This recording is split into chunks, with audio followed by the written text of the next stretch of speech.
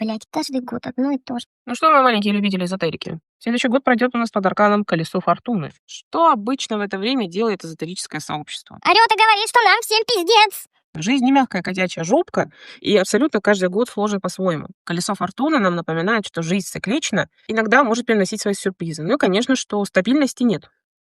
Колесо фортуны — это не про то, что нам опять очередная жопа, а про то, что жизнь идет, и гарантии вам никто дать не может.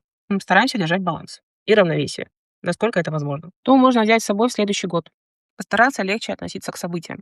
Возможно, то, что вы не планировали, и все пошло не по плану, это на самом деле абсолютно новый маршрут. Чувство юмора. Вот иногда смеяться над собой, над какими-то неприятными ситуациями — хороший способ не сойти с ума. Доверяться процессу, потому что шторм не длится вечно, он когда-нибудь закончится. Быть более наблюдательными и гибкими — это вам очень поможет в жизни, особенно в какие-то сложные моменты.